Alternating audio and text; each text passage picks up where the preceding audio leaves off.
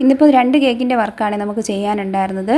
ഒന്ന് വന്നിട്ട് സ്പാനിഷ് ഡിലൈറ്റും അടുത്തത് കുനാഫ ചോക്ലേറ്റ് കേക്കും ആണ്. അപ്പോൾ സ്പാനിഷ് ഡിലൈറ്റാണ് ആദ്യം ഞാൻ കാണിക്കുന്നത്. സ്ക്വയറിലാണ് ചെയ്തിട്ടുള്ളത്. 1.5 kg ആണ് അതിൻ്റെ വെയിറ്റ് വരുന്നത്. അപ്പോൾ ഇത് മോളുടെ സാറിന് വേണ്ടിയിട്ടായിരുന്നു. സാറിൻ്റെ മോളുടെ ബർത്ത്ഡേക്ക് വേണ്ടിയിട്ടാണ് ചെയ്യാൻ പറഞ്ഞിട്ടുണ്ടായിരുന്നത്. അങ്ങനെ ഈ ഒരു കേക്ക് ചെയ്ത് കഴിയാറായിട്ടുണ്ട്. അപ്പോൾ ചോക്ലേറ്റ് ഡ്രിപ്പിംഗ് ഒക്കെ കൊടുത്താണ് അതിനെ ഒന്ന് ഫിനിഷ് ചെയ്തെടുത്തിട്ടുള്ളത്. പിന്നെ നമ്മുടെ പ്രളയം തന്നെ അതിൻ്റെ ഡെക്കറേഷന് വേണ്ടിയിട്ട് ടോപ്പിൽ കൊടുത്തിട്ടുണ്ടായിരുന്നു. പിന്നെ പേരൂടി എഴുതി കൊടുത്തിട്ടുണ്ടായിരുന്നു. അപ്പോൾ അതാണ് അതിൻ്റെ ഫൈനൽ ലുക്ക് വരുന്നത്.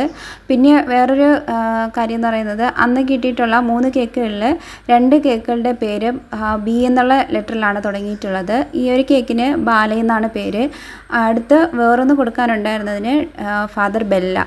അപ്പോൾ രണ്ടും ബി വെച്ചിട്ട് തുടങ്ങുന്ന പേരാണ്.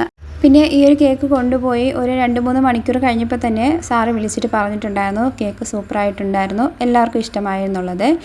സാറ് വിളിച്ചപ്പോൾ തന്നെ നല്ല ഫ്ലേവേഴ്സ് ആയിട്ടുള്ള കേക്ക് ഏതൊക്കെയെന്ന് ചോദിച്ചിട്ടാണ് സാറത് സെലക്ട് ആക്കിയിട്ടുണ്ടായിരുന്നത്. അപ്പോഴേ ചോദിച്ച കാര്യമാണ് ഐസ്ക്രീമിൻ്റെ ടേസ്റ്റാണോ ഈ ഒരു കേക്കിന് വരുന്നതെന്ന്.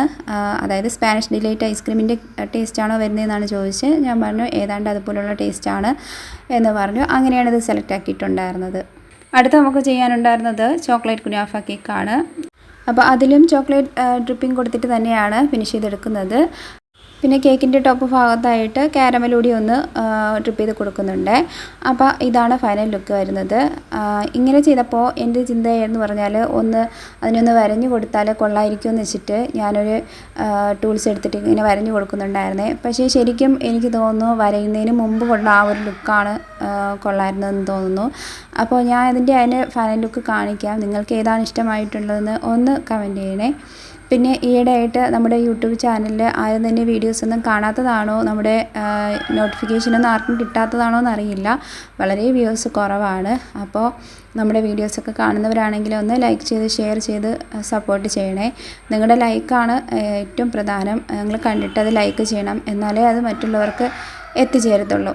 പിന്നെ ഞാൻ നേരത്തെ പറഞ്ഞില്ലേ ഫാദർ ബെല്ലയുടെ കേക്ക്, അത് ഈ 2 കേക്കും ഓർഡർ ഡെലിവറി ചെയ്ത് കഴിഞ്ഞ ശേഷമാണ് അതിൻ്റെ ഓർഡർ വന്നിട്ടുണ്ടായിരുന്നത്. അപ്പോൾ അടുത്ത വീഡിയോയിൽ അത് കാണിക്കാം കേട്ടോ.